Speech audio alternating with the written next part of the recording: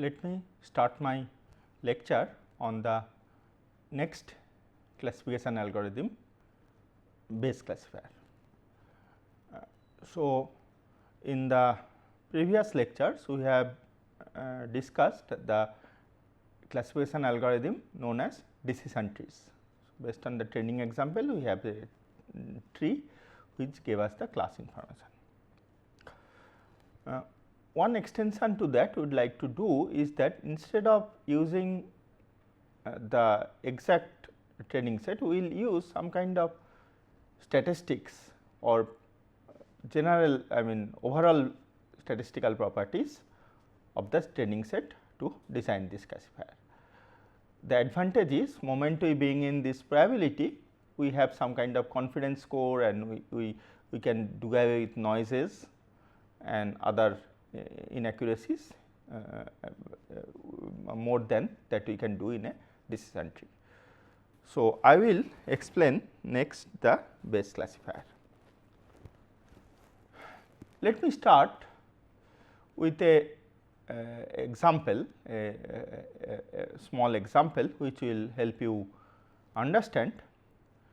So, I want to build kind of a automated robotic system which will classify between two species of fish. So, it is like a fish trawler which catches fish and a robot picks up one type of fish and puts in one stack and picks up another type of fish and puts in a separate stack. And what I am going to do is that, so I have for the moment I will consider two classes, a class of fish known as tuna and another class of fish known as hilsa. And what this system will do is the following: moment it catches a fish, it will measure the length of the fish, and depending on the value of the length, it will put it into one of the two classes. More specifically, I will have a rule as follows: I will have a kind of a boundary length. So, any fish whose length is less than this boundary length, I will put it in one class, and any fish which measures longer than this boundary length, I will put it in the other class. Okay. So, initially let me consider only two classes of fish. This is one class hilsa and this is another class tuna. So, as you can figure out from this figure that this measurement or attribute length is indeed a indicative attribute, because one fish, the tuna fish, the right hand side is the tuna, is usually longer than the other class, the left hand side the hilsa. But so using length, if I follow this rule that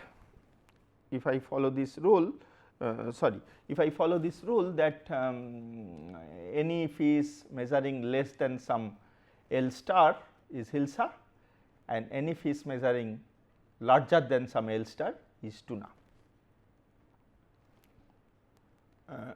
As a data miner, your job is to find out a good value of this boundary length L star, so that I can as accurately as possible classify these fishes. And so, how do I do it? You try to think, how do I do it? So, the thing is, first thing I will do if I have to find out this L star is I will go to the market, I will buy a lot of, or rather measure a lot of hilsa fish, and I will go to the market and measure a lot of tuna fish, measure the length of lot of tuna fish. So, that I get an idea usually how long are tuna and usually how long are hilsa. So, in more formal terms, I will collect statistics about a population of hilsa, their length, and a population of tuna. Okay. and let us say I will measure the length of 1000 hillside and I will measure the length of 1000 tuna. And then what I do with these measurements? I do the following. I will draw a graph like this. Okay, I will draw a graph like this. What the graph will do? The x axis of the graph will be length of the fish in let us say feet. Okay. And I will break down this x axis into small intervals, small bins of length say 1 inch. And this 1000 hilsa that I have collected statistics about, I will measure how many have length between 0 to 1 inch, how many have length between 1 inch to 1 inch to 2 inch, how many have length between so what I will do, I will measure how many have length between 0 to 1 inch, 1 to 2 inch, 2 to 3 inch, I will count out of this 1000 how many have, and that number I will plot in the corresponding y axis, I will plot in the corresponding y axis. Okay. So, if I actually draw this plot, I will sort of get a bar chart like this. So, these bars I will get. Okay. So, basically I can do a little more sophistication. Instead of exactly plotting in the y axis how many fish have length between 0 to 1 inch, 1 to 2 inch, I will plot what fraction of this 1000 fishes have length between 0 to 1, what fraction of this 1000 fishes have length between 1 to 2 and so on. Okay. So, this number actually will be between 0 and 1 y axis and I will plot it. So, this bar chart is actually called a histogram of the distribution of length values of a population of hilsa. Okay. So, you can see that the distribution has a kind of a peak at let us say 1 feet. So, that is most common length that an hilsa has, and then there are very few hilsa of this length, small length, and very few hilsa of very large length also. Okay. I drew this. So, now if my population size is large and if my bins are very small, these intervals are very small, then this bar chart, if I draw, it will gradually approach a smooth curve like this. It will gradually approach a smooth curve like this. What is the meaning of the curve? The meaning of the y axis of the curve actually gives some probability values. What is the probability value? This tells that if the fish is known to be hilsa, suppose 1.75 feet, x equal to L equal to 1.75 feet. If the fish is known to be hilsa, this y value that I read off tells me what is the probability that that fish will measure 1.75 feet. In other words, this y axis will give me what is the probability a hilsa fish measures 1.75 feet. Okay, and each value gives like that.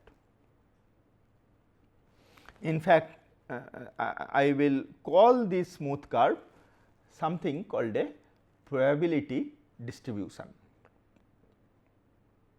Okay, it is a continuous version of the histogram. what type of probability distribution? This probability distribution I will call a class conditional distribution,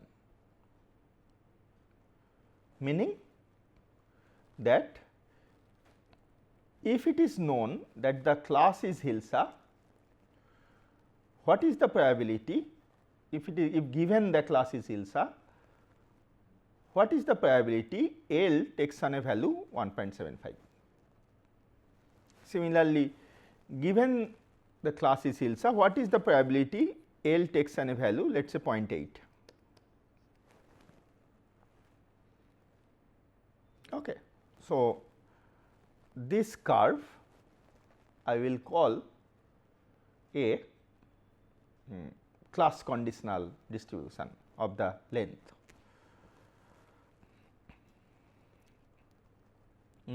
Now, I will repeat this experiment for this tuna population also. Okay. I will make small bins, I will draw this histogram, I will draw the probability distribution and I will make the class conditional distribution for tuna also. All right.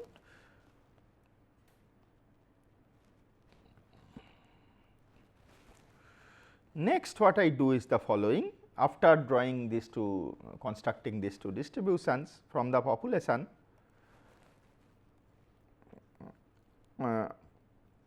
my job is to find this decision rule, find a boundary B, so that any length less than B is Hilsa, otherwise tuna. Based on these two class conditional distributions, give me a good value of B. Let us see how to do that.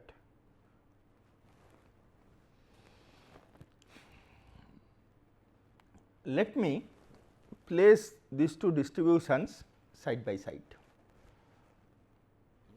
So, x axis is L and the y axis, this blue line is probability L given Hilsa and this is probability L given tuna. So, let me draw these two distributions side by side and let me assume that some value B here is my boundary of the decision rule.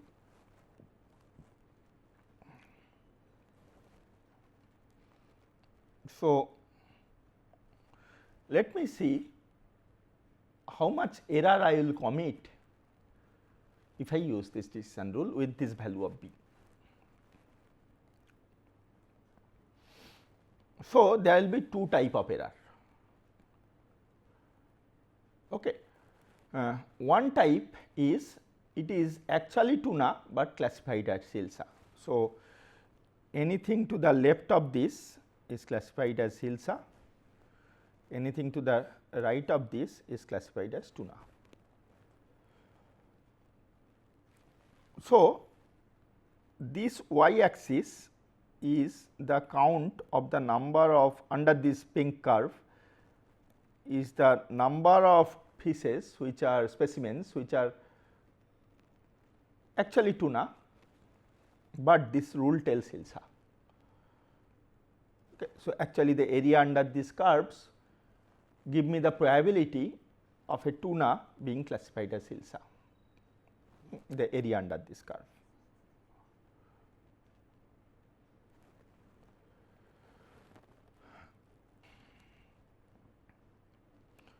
Type 2, it is actually Hilsa plus classified as tuna. So, similarly, these so many fish plus so many fish plus so many fish plus so many fish plus so many fish plus so many fish plus so many fish, they are all rule says you are tuna, but they come from a Hilsa population. So, area under this curve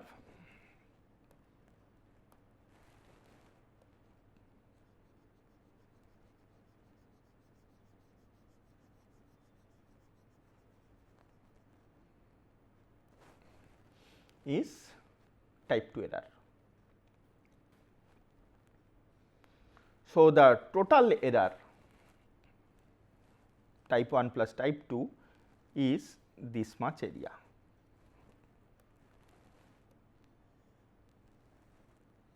This much area. Okay. Now, suppose I place B somewhere else.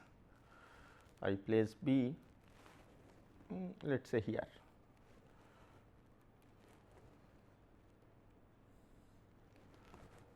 Okay, so this is my tuna now, this is my hilsa now. Okay. So, what is type 1 error now? What is type 2 error? So, total error is this much, this area. So, I hope you understand why this is this area, because see, remember y axis was how many fish, how many tuna fish in this range of values, how many tuna fish in this range of value, how many tuna fish in this range of value. So, I add them all up these heights. So, I integrate this region area under this curve and I get the area. Okay, so, this height plus this height plus this height plus this height plus this height in the limit will be this area. Okay. So, my total error is now this. All right. So, depending on where I place my B, I will get defined amount of error, different amounts of error. Now, I ask you the question, where should I place B so that I get the smallest amount of error. Okay. So, where should I place B so that I get the smallest amount of error.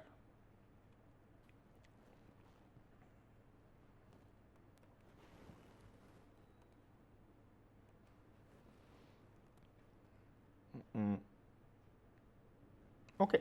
So, as you might have guessed already that probably let us see the best place to place B, I call it B star, is at the intersection of these two curves. It has the intersection of these two curves.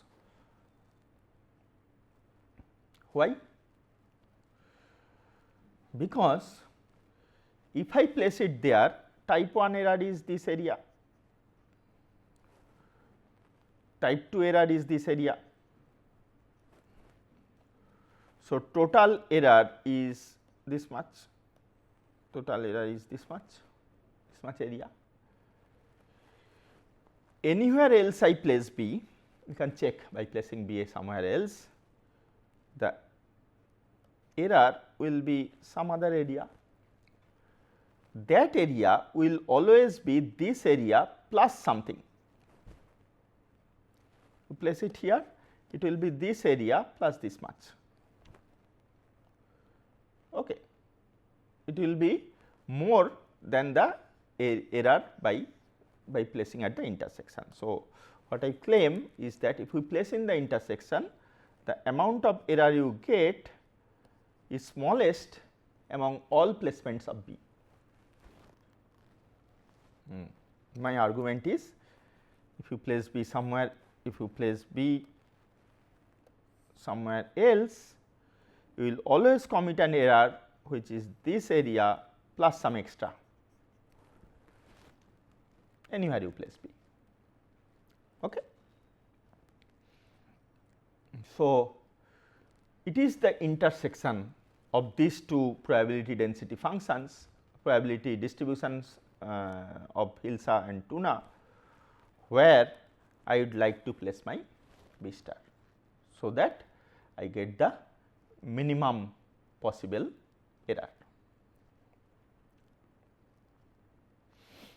I get the minimum possible error. So, let me examine what this intersection basically means. So, intersection basically means it is that value of L where the Hilsa distribution gives a probability value same as that given by the Tuna distribution, they intersect.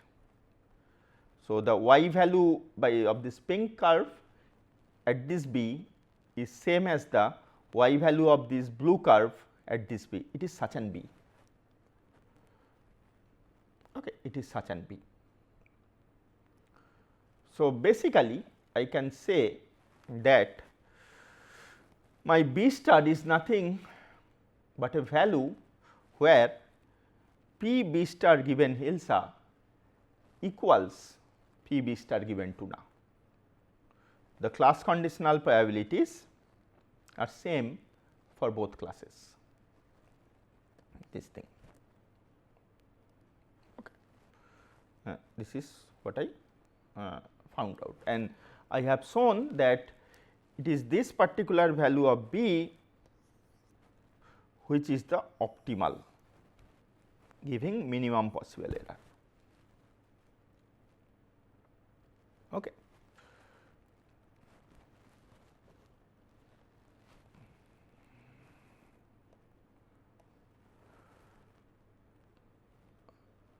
So, in summary, what I do is the following. I measure the length of a population of good population of Hilsa and Tuna. From these measurements, I estimate the class conditional distribution curves from the histogram, find out where the curves intersect. That is my B star. For a new fish, I measure its length, check less than or greater than B star, put it into Hilsa or Tuna class, and I have shown that this will give me the smallest probability that I make a misclassification.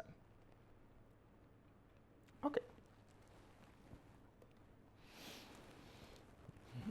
Okay, but one more factor now I should look into also. See, I have built these curves of the distributions by taking a population. Okay. What if this population is biased? Okay. Suppose I have collected this population in Calcutta during the monsoon season. So, my out of this 2000 fish, 2000 fish that I have collected from the Bay of Bengal, there will definitely be almost no Tuna and a large number of Hilsa. Similarly, if I do this, get this population in California in winter season, and from the Pacific Ocean I draw this population, definitely there will be lot more Tuna than Hilsa. Okay. So, if I using this population, the first population, if I draw the distribution curves, I will get a boundary which will be biased, because even a 2 feet fish in Calcutta will probably be a Hilsa, not a Tuna. Similarly, the curves that I get from the second population, even a 1.5 feet fish will be a Tuna. Okay. So, the curves are not a real reflection of the actual length of Hilsa and Tuna. So, how do I account for this? So, basically what I am trying to say is the following. If I do experiment in Calcutta, this is my length, maybe the Hilsa curve will look like this, and the Tuna curve will look like this. So, I will get B star somewhere here, even so maybe this is 2 feet, but because there are few Tuna, but that is not the reality, because most of the Hilsa, there is rarely a 2 feet Hilsa. Okay, so this B star is not a good B star. Similarly, if I do it here, I get lot of tuna and few hilsa. So, I get a B star here. Okay. So, it is again not a good B star. So, what do I do? How do I solve this problem? If I have knowledge of the relative distribution of hilsa and tuna in my population. So, one thing I can do is the following. I can modulate, I can multiply these two curves. I can boost up one curve and buck down another curve, so that B star come back. So, what I am saying is that I multiply if I am doing in Calcutta, I pull down this distribution and pull up the tuna distribution, so that B star shifts to the left. If I am doing in California, I boost up the hilsa distribution by multiplying it by some constant factor and pull down the tuna distribution, so that B star comes back. Okay. So, I kind of do a scaling of the class conditional distributions using the bias factor or the dominance factor of the classes. Let us see how to do that.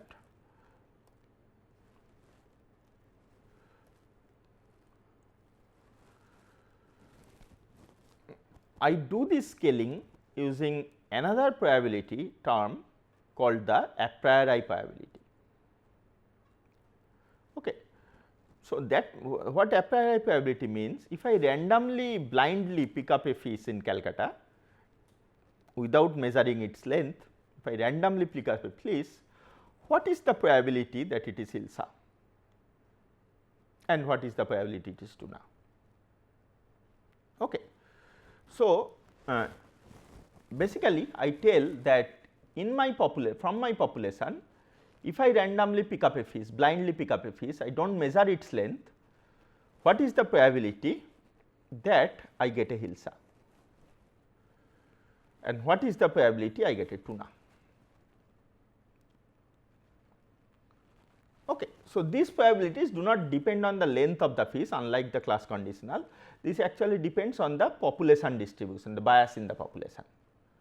Okay. How many fish, how many hilsa is there in the population, how many tuna is there. Okay. So, some sample values you can check that maybe if in Calcutta hilsa has a high prior probability, tuna has a low lower, California other way around, London may be 50-50. Just for example, I do not know what type of fishes are available in London. Okay. So, these values I use to sort of scale up and down my earlier distribution. Okay. So, I will do that. So, think on this, think on how to do this, and I will explain it in the next lecture. Thank you. I will do it in the next lecture.